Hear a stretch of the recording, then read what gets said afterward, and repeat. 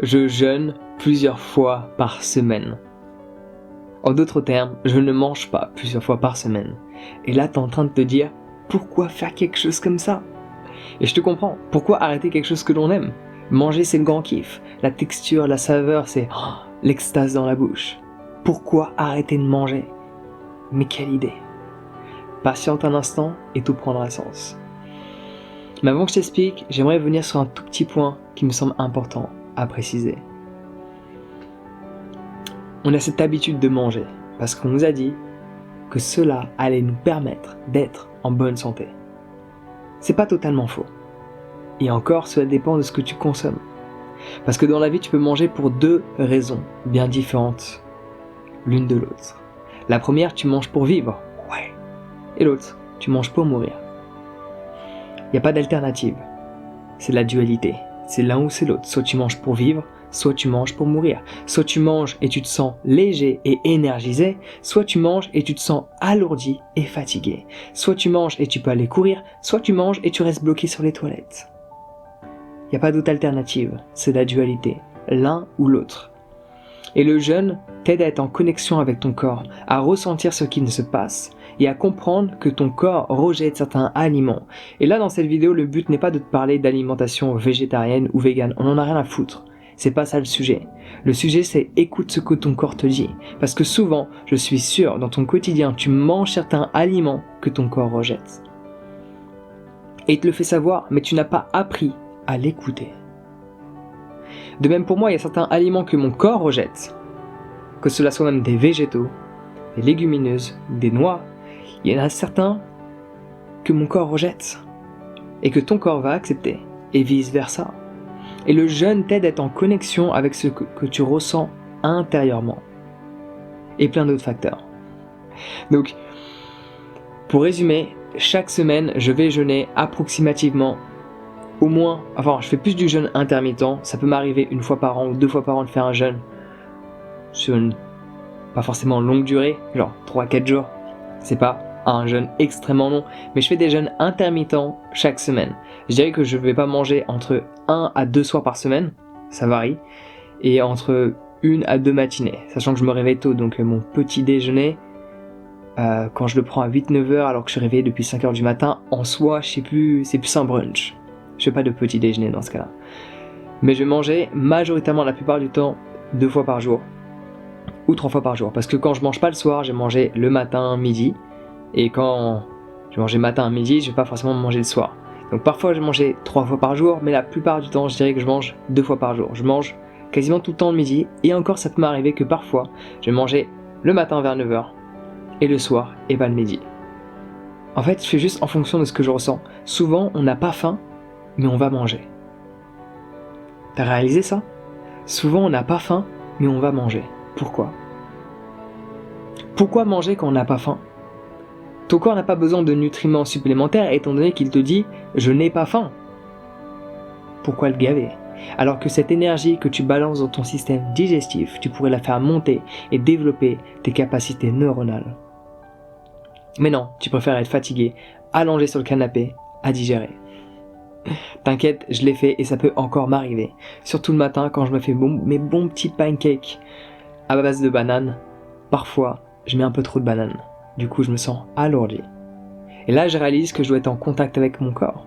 Mais tu vois, dès notre plus jeune âge, nos parents ont fait quelque chose qu'ils n'auraient jamais dû faire. Dans la plupart des familles, y compris la mienne, on dit aux enfants « finis ton assiette ». C'est quelque chose qu'il ne faut jamais dire à un enfant. Finis ton assiette. Un enfant connaît son corps.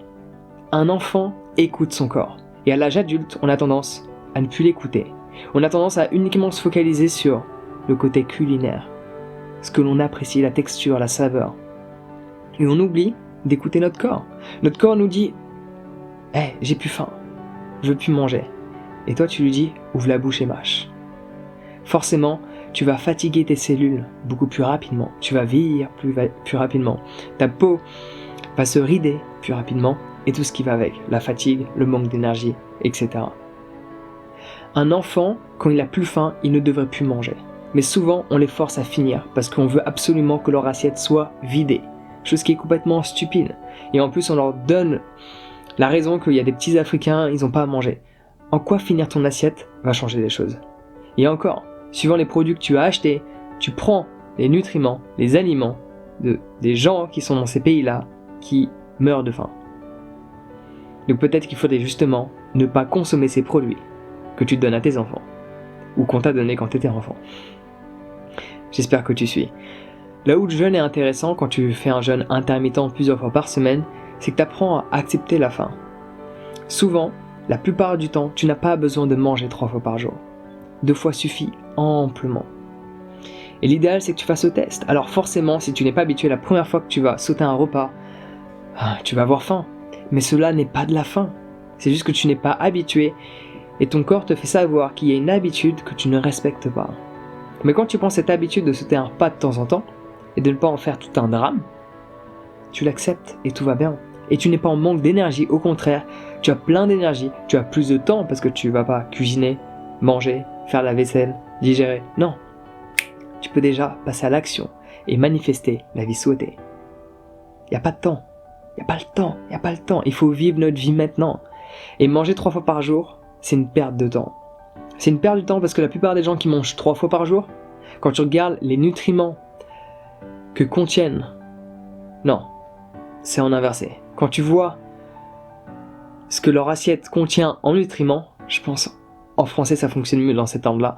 Quand tu vois tous les nutriments qui sont contenus dans l'assiette, une autre manière de le développer, au final il n'y a pas grand-chose. Il vaudrait mieux moins manger avec des aliments de meilleure qualité qui contiennent plus de nutriments qui vont t'aider à être plein d'énergie dans ton quotidien par rapport à ce que tu fais. Mais on a cette habitude de manger 3 fois par jour. Et on pense que c'est normal, on pense que c'est ça qui va nous aider d'être en bonne santé. Alors que la plupart des maladies sont causées par la nourriture que les gens consomment, ainsi que le stress.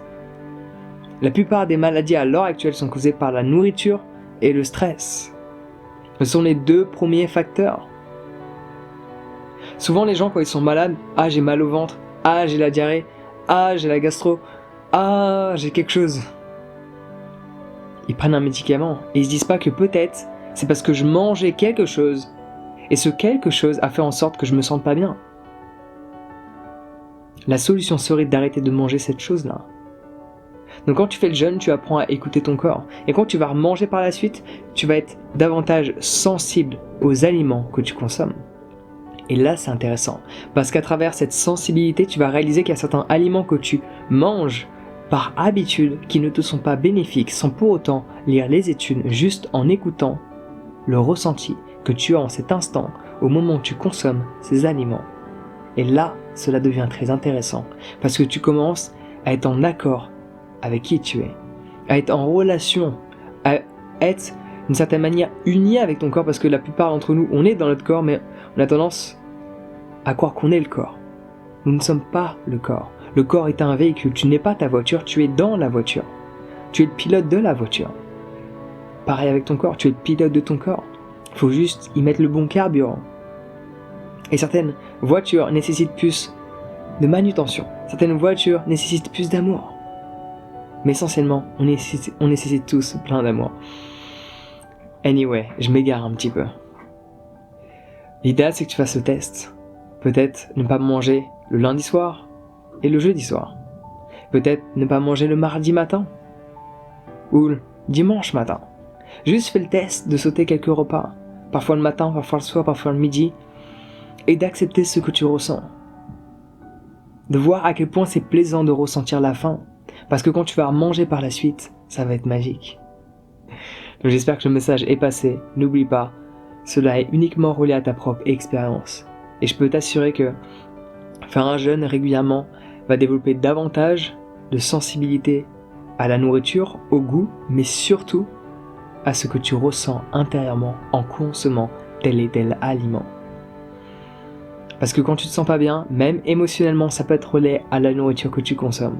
Et en jeûnant régulièrement, puis en remangeant par la suite, tu pourras savoir éventuellement, avec pas mal de concentration et de conscience, qu'il y a certains aliments qui pourraient être bien, qu'il faudrait que tu arrêtes de consommer de manière journalière ou quotidienne, ou même mensuelle.